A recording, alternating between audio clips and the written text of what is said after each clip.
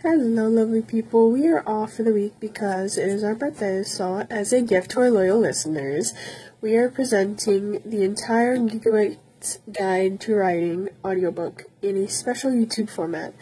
The Gigabytes Guide to Writing was a booklet my dad wrote, edited, and published in 7 days without AI back in February 2023.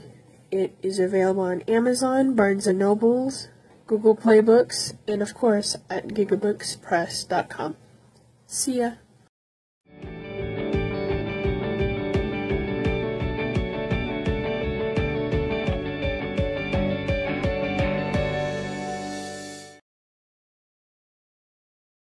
The Gigabytes Guide to Writing. A lighthearted roadmap for your book writing journey. 2nd edition. As read by the author. Copyright 2023, Gigabytes Technology LLC, written and edited by Jay Tordson, published by Gigabooks Press, a division of Gigabytes Technology LLC. Introduction. This book was written and conceived of as a challenge. I tasked myself with writing, editing, and publishing a book within 7 days. Read to the end to find out how I did. Please note, this book is written in a casual, slightly humorous first-person style. It is designed to give a rough overview of the writing, editing, publishing, marketing process, and do it in a way that makes it easy to read. There are far more detailed materials out there if you want to learn about specific topics. I am on a journey, the same journey you are likely on. I have been writing off and on professionally for over 25 years, but never sat down seriously and tackled the process of writing and publishing a novel until recently. While, at the time of this writing, my novel projects are in various stages of development, I do have a lot of experience with the writing and editing process, as well as quite a large cache of knowledge of the publishing process. Here's the deal. I have been giving advice to new authors that many of my peers agree with, and those same authors find helpful. The reason I am putting pen to paper, or keystrokes to screen in my case, is repetition. I find that new authors are asking the same kinds of questions and getting wide-ranging, inconsistent advice. Even doing the research for this book, I read a mix of both useful but meandering journalism and direct, unhelpful sales propaganda. It's no wonder new authors are confused.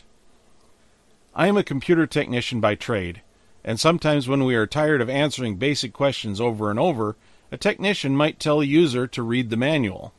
In the writing world, there is no such manual. What you have are well-meaning people, sometimes giving divergent advice, and it is up to you, as the author, to wade through and pick the path best for you.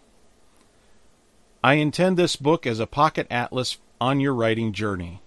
It includes the basics for the writing, editing, publishing, marketing process with a focus on technology, but is by no means comprehensive. I will be direct, succinct, and tell you things that others won't or things that might get lost in translation. All of this in a fun and easy-to-read way. Happy writing! Getting started. As a technical person, I spent many months figuring out how to get and set up technology for writing projects. I did a series of videos on the Gigabytes Technologies YouTube channel on distraction-free writing and how to choose or design your tech around your writing. Doing it correctly from the start can be a major advantage in your writing down the line. Choosing tech. Okay, sure. Yes, you can just pick up the computer you have and start writing. Here's the case for not doing that. Separation. Having a separate device that you use just for your writing is a signal to your brain that when you are sitting in front of this device, that is the only thing you will be doing with it. Regardless of the device and software you choose, separating your writing device from everything else reduces distraction and allows you, the writer, more control over your digital workspace. Now, it does not have to be expensive or any particular type of device. However, the device you choose should reflect what you want to achieve as a writer, your writing style, and how much distraction you want to eliminate. On one end of the spectrum, you have very distraction-free devices like FreeWrite, where it is much like a Wi-Fi enabled typewriter. On the more distracting end, you have devices like Chromebooks that require you to log into them with an internet connection. My choice? I opted for a $30 Acer Aspire One netbook that I upgraded the memory and hard drive on. It is old and slow enough that I won't be tempted to surf social media or YouTube. It can do it, but not very well. In fact, I'm using it to make this book right now.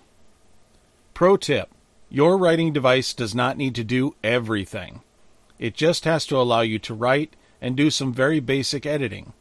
My writing PC is not up to the task of fully editing or formatting a book, so I give that job to my main PC when I get to that stage, as I am doing right now. Choosing software. Why on earth would you want to use Microsoft Word when there are so many better options out there? Personally, I would rather use a command line tool like Edit in DOS than Microsoft Word, but I get it. You want to write with what you know. The thing is, Office suites like LibreOffice exist, and it shoehorns perfectly in with Google Docs, if you plan to use it to back up your work, which I recommend. LibreOffice is also very similar to previous versions of Microsoft Word and has virtually no learning curve. It may do you some good to explore some software options that may fit you better. I go over a few, including LibreOffice. Choosing a place to write. Obvious, right? Well, it definitely deserves some thought, especially when it comes to choosing technology or when trying to eliminate distractions. I have 3 places I like to write. My primary place is my garage office at home. In terms of amenities, I have plenty, but I also have plenty of distractions. Even as you read this, I'm writing this during commercial breaks while watching Ghosts on Paramount Plus. Have you seen it? I mean, how good is that show, right? The point is there are a lot of distractions at home, so I have alternative places to write when I need a change of venue. My secondary location is at the local coffee shop. There is more noise, but that isn't much of an issue for me. The important thing is removing some or all of the distractions I have at home. My third location is a cabin at a state park. It is even more isolated, but it requires some thought and planning in order to take advantage of that location, so I use it as a mini writer's retreat when I can. As it relates to technology, the tech you choose has to work in all the locations you plan to write. For example, if you like to plonk down in the middle of the park and write for hours on end, your 8-year-old laptop with the flaky battery that you dug out of the back of the closet and pressed into service for writing is probably not the best choice. Or, if you isolate yourself in a cabin deep in the woods where no one can hear you scream because it doesn't have cell service or Wi-Fi, you might not be able to use your Chromebook to the fullest. Those sorts of limitations at your venues of choice are worth considering. For me, all of these scenarios might apply. That's why I chose a small laptop with good keyboard, excellent battery life, and it is not required to get on the internet. LibreOffice works on the local computer without internet. Backup, backup, backup your work. There are no jokes here. This is deadly serious. There's nothing worse than going through the horror of realizing that some or all of your work has disappeared from existence. Think of the most sad and horrific thing you can imagine, and it is far, far worse than that. Save yourself the pain and heartache by making a plan to back up your work. Your plan should include 3 backup locations. The first is your working copy. That is the only copy you work from and will be the most current. It is usually stored on the device you are working from. The second will be on a removable drive like an SD card or USB drive that you can pop out and store in a safe spot. Make regular copies of your work to this drive.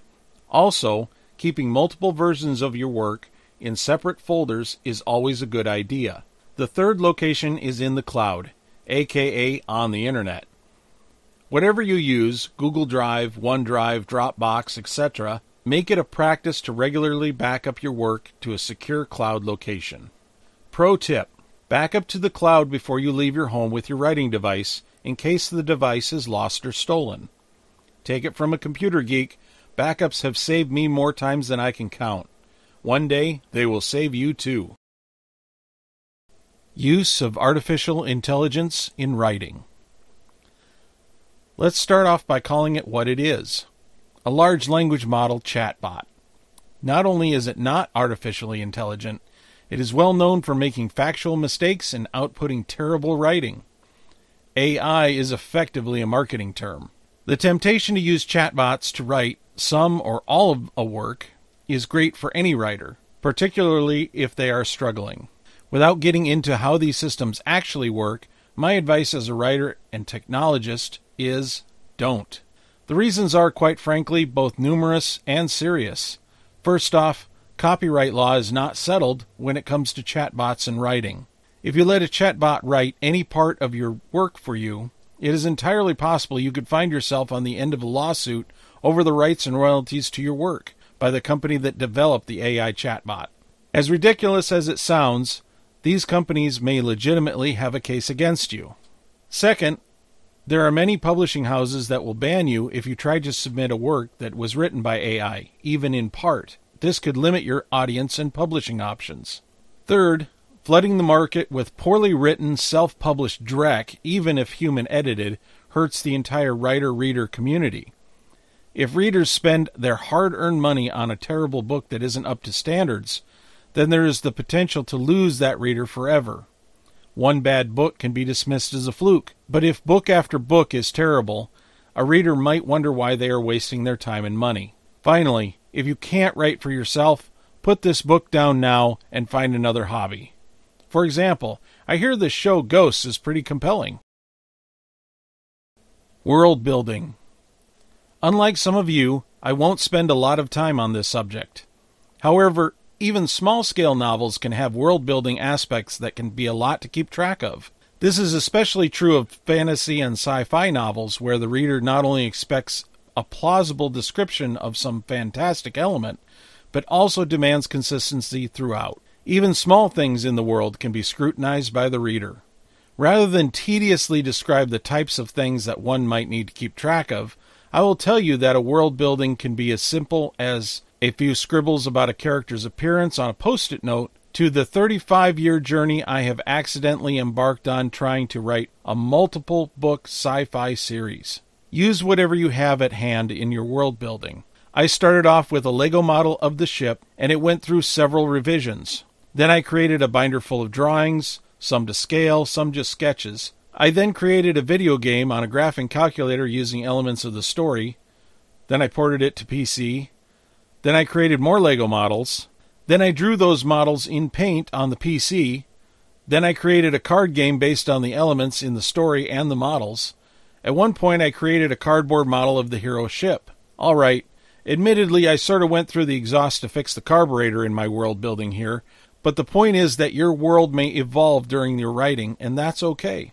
Keeping track of elements in your story is important, and you should use whatever you have at hand to help you track and visualize your work. I even created a model of a large building I needed to visualize accurately in the video game The Sims 4 for an upcoming novel.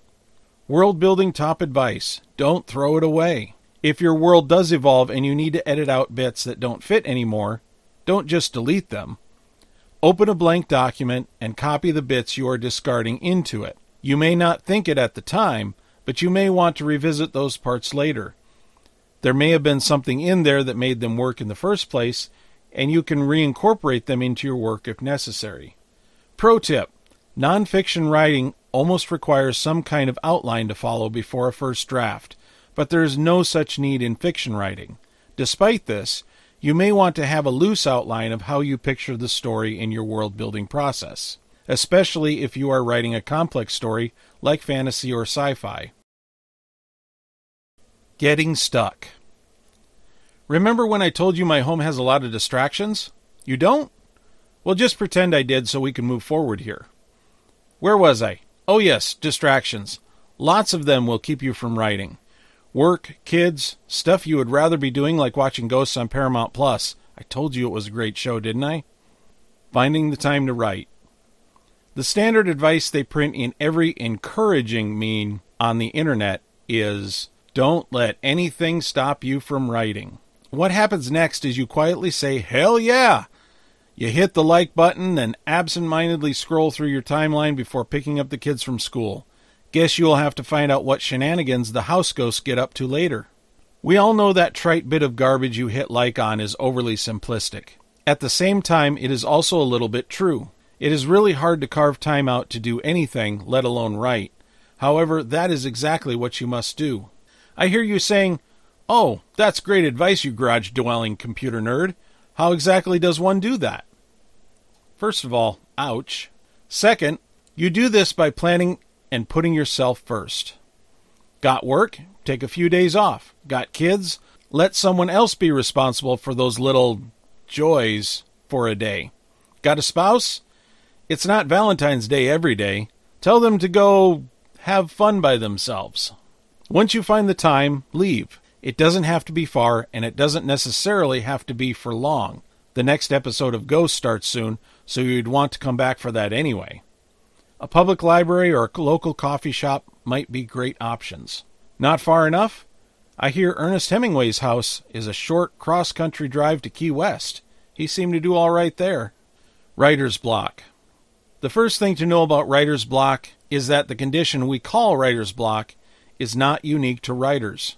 When software developers experience the same thing, we don't call it programmer's block. The second thing you need to know is that it isn't real. Seriously, it is not an ailment, a condition, or an affliction. You won't find it in the Diagnostic and Statistical Manual as a mental disorder. However, you can find a book written 30 years ago called Understanding Writer's Block, A Therapist's Guide to Diagnosis and Treatment. The first sentence of the blurb: this innovative book explains writer's block as a symptom of a larger disorder. Source: Google Books. Allow me to save you the time reading this 195-page only to find out you aren't crazy book. Yes, writers and creative people get stumped sometimes, and we call it writer's block because some Austrian psychologist living in New York named Edmund Bergler coined the term in 1947.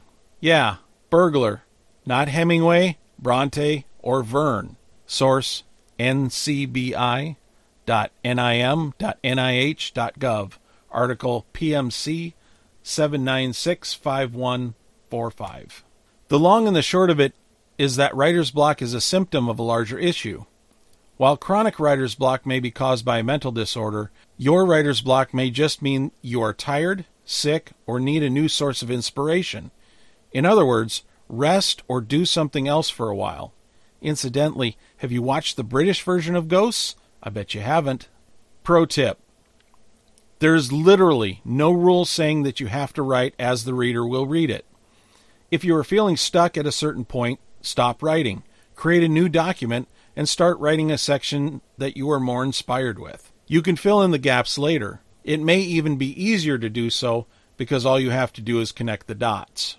The good news here is, not only do you not have to write in sequence, what if I told you that you don't have to write parts of your book at all? I often skip parts of the writing and just make notes in brackets. Insert yet another joke about Ghosts on Paramount Plus. I also use markers like XXX to bookmark the spot where I leave off writing and editing. Those marks are not often used in writing, so you are able to use your word processor search feature during editing to search for those sections and fill them in. Sir Arthur Conan Doyle, of Sherlock Holmes fame, anecdotally started with the end of his mystery books and wrote the plot backwards. Plotting backwards is a legitimate technique used by mystery writers. So you are allowed to skip around when writing your saucy romance novel. We all know what parts you really want to write anyway. This page intentionally left blank as I couldn't think of a joke because I was tired and needed to go to bed. Good night. Rough draft.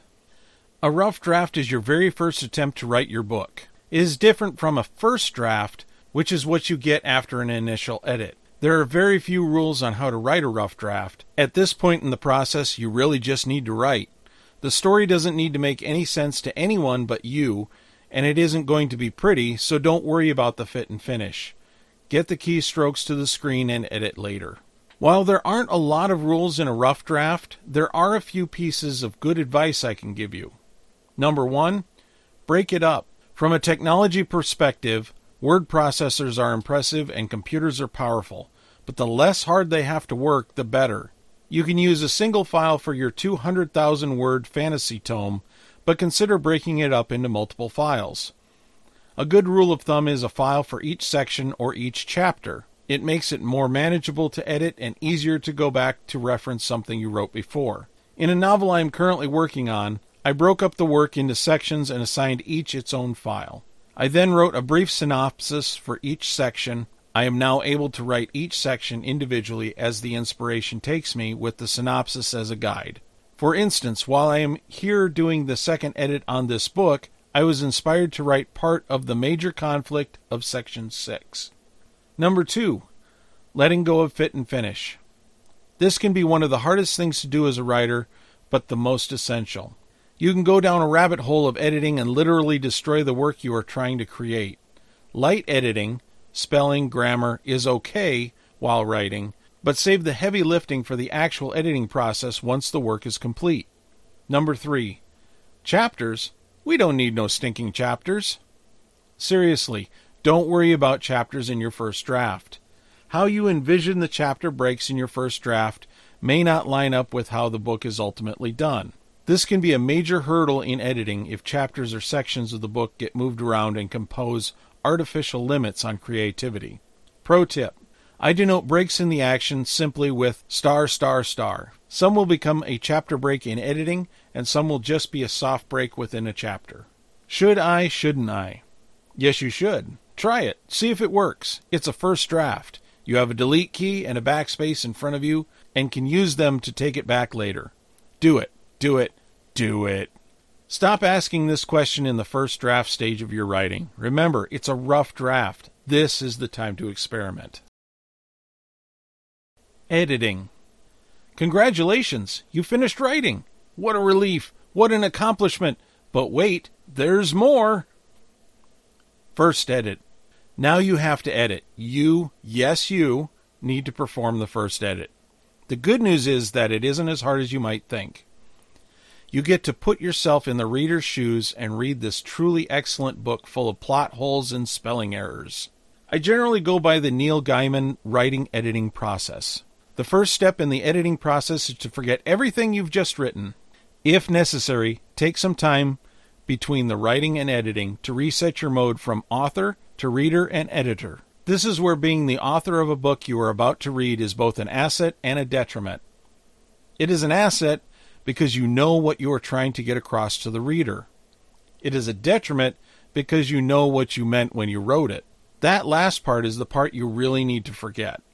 The story can't just make sense to you, it now has to make sense to the reader as well. In a first edit, you are editing primarily for tone and flow, while watching out for the small things like grammar, spelling, and punctuation. Read it aloud. Don't do it on your first edit, but at some point after your first edit, you should. Yes, the whole 205 pages and 200,000 words. It is an immensely helpful tool in editing for tone, especially in dialogue. It helps to read it like you are reading for a radio play. If you know the character is furious, but the writing sounds flat, you know there are improvements that can be made there. Beta readers. I really appreciate beta readers. These are usually volunteers that test read your work. The trick with beta readers is that you want to avoid sycophants and yes men. They should be honest and upfront with you. So, how do you vet your readers? Give them a chapter of the book along with a synopsis and a short list of questions you want answered. Keep the beta readers that give you the most constructive and most honest feedback. Note, I did not say best. Then invite them to read the whole book.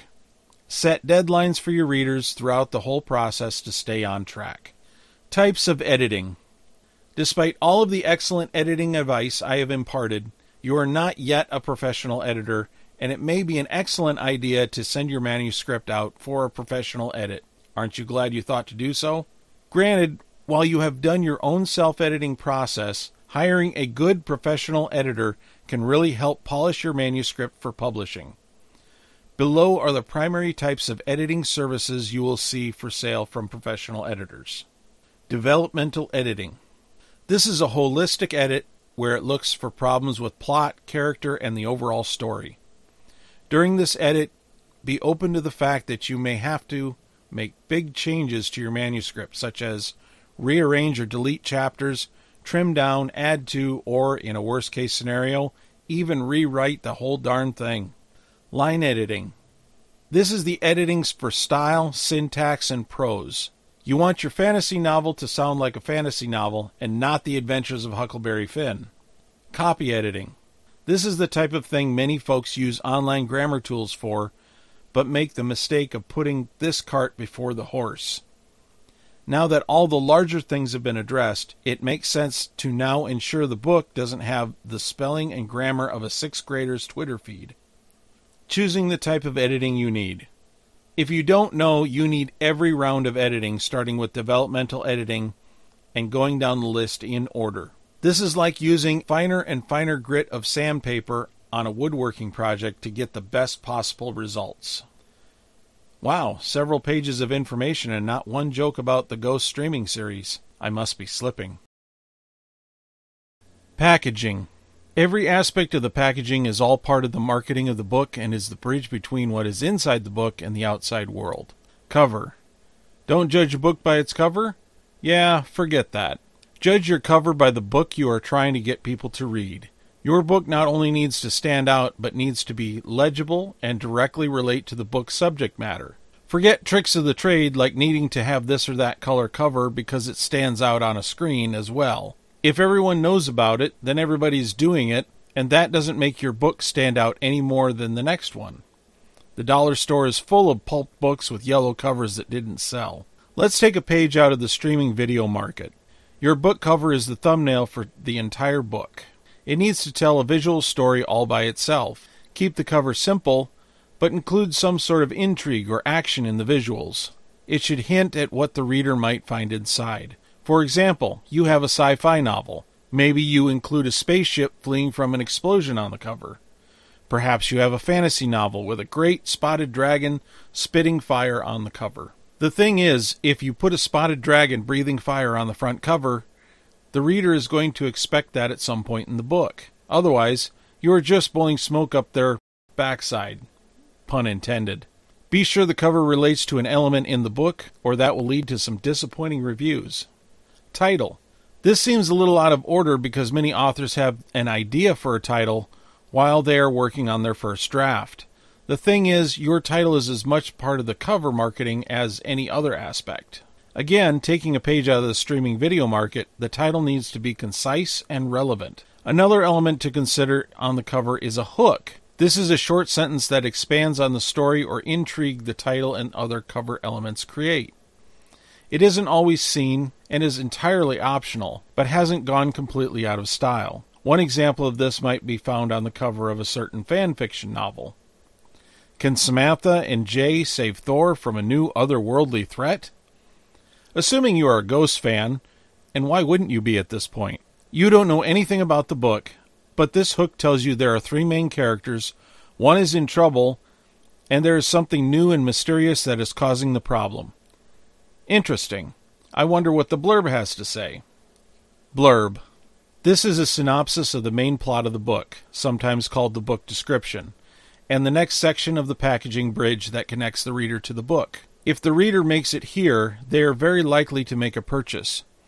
This blurb can be on the back cover in a print version or the description of an ebook in an online store. Writing a blurb is hard. You need to tell somebody about the book without revealing much or anything about the finale. I find it akin to writing an elevator pitch for a business. This is where writing a hook can help. The hook is an even more condensed version of your plot. You can then work backwards and expand your hook to create a concise blurb. You can even include your hook in the blurb itself. For search engine purposes, you may need to incorporate search engine optimized or SEO keywords and make sure it meets a specific length to effectively incorporate those terms. That, however, is an entirely different book. Publishing. Publishing is a spectrum which is the single most confusing thing about it. Traditional publishing is the type of publishing most people think about when it comes to book publishing. But there are many more options, all with their pros and cons. Traditional publishing. This is the gold standard for publishing. You, or you through a literary agent, submit your work to a publisher who either accepts or, more often than not, rejects it. If accepted, they pay you a licensing fee for the rights to publish it, often in advance. This can be a very lucrative option and very much the preferred method for publishing a book. The problem is that it can take years to be accepted. For some aspiring authors, the time it takes to be published traditionally and the regular flood of rejection letters is just not for them. Self-publishing. Ah yes, the shortcut through the minefield that is self-publishing. This will definitely get you results quicker, but there are caveats. Here are a couple of the more popular self-publishing options. Kindle Direct Publishing, KDP, are probably the easiest, fastest, and cheapest routes to self-publishing. They provide a full suite of free services to writers to make you a published author. It does make money, but the book in ebook or print form is not portable. Generally speaking, you are limited to the Amazon ecosystem and will have to start the self-publishing process over if you want to reach other markets with other vendors like Google Play Books. Another popular option are companies like Ingram Spark and Outskirts Press. They provide similar services to KDP with the advantage of not being limited to the Amazon ecosystem. However, the services will cost more depending on several factors. They have a free guide on their website that takes you through the entire process and associated costs. Vanity Press versus writer service providers. There are outlets like those above that will help you along your self-publishing journey by providing paid services to writers like editing and marketing services. Then there are publishers referred to as vanity press or hybrid publishers. They have an approval process that looks like a regular publisher, but they will ask for money to get your book published or take more than just publishing rights for your book. There's nothing illegal or nefarious about these publishers and often have excellent service. One such hybrid publisher is Newman Springs Publishing, if you want to see what one looks like. Regardless of who you go with, it is important to read and understand the entire publishing contract before you sign to protect yourself and your work. Marketing. Libraries of books have been written on marketing. This is obviously not going to be one of those books. Normally, you create a product, and the marketing is just the natural next step in the process. While this is still true of books, the weird thing about marketing as it relates to publishing, depending on the path you choose, or the path that chooses you, your personal involvement of the marketing of a product could take wildly different paths. Here's my advice. Market yourself and your book as though you will be self-publishing. Whether you do it yourself or it is done by your publisher, marketing needs to be done. Even publishers that want tight control over marketing won't mind a little head start. Take care not to reveal too much about upcoming work and leave out the specific details such as release date, aspects of the plot, etc. Website. An author's website is one of the most basic things you can do to start marketing yourself and your books. You want to write for a living, right? So tell people who you are, what you got going on, and what you have coming up. Some of the ways you can do that are: write a blog about writing your work progress. Create an about page and tell people who you are and what your story is. Create product pages for your work in progress with potential cover art, title, and blurb. Publish a short story and post it or link it to your website. Social media. Once you commit to having a writer's or author's presence on social media, you have to stay engaged. Regardless of whether you do some or all of these suggestions, the most important thing is to stay engaged with your audience. You have to create posts regularly to keep people interested in you and what you have to say. If you have an active blog, you can share that on social media or use some of the suggestions above and adapt it to your platform. Avoid topics like politics or religion in your posts. These are divisive, and as a marketer, you want to bring people together, not start a debate about the upcoming election. Ad strategy. If you ever want to flush $100 down the toilet, take out an online ad campaign and target the widest possible audience. To save money and get results, use your platform of choice's audience targeting controls to specifically target people who might actually be interested in your book. Limiting the audience reach is the secret to making your limited ad dollars get you quality results.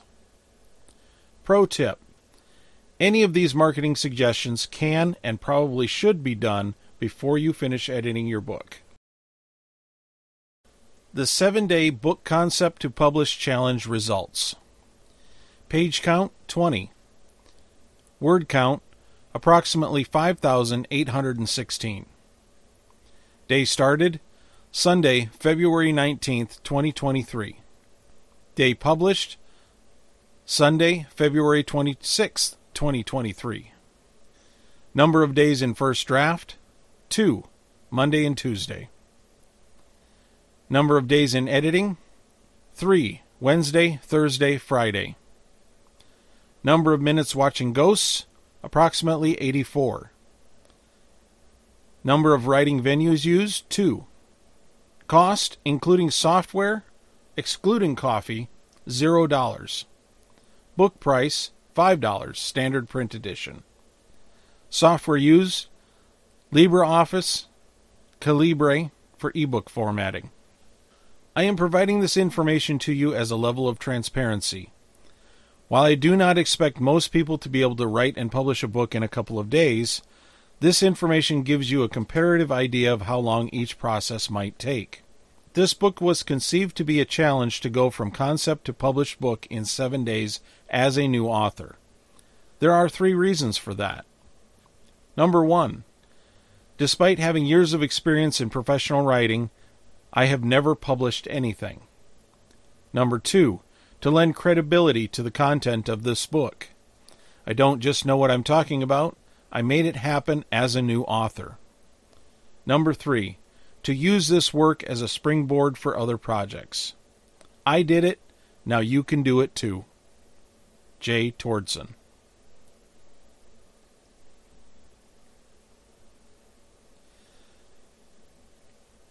This has been a production of Gigabooks Press, division of Gigabytes Technology, LLC. Copyright 2023. I am Jay Tordson. Thank you for listening.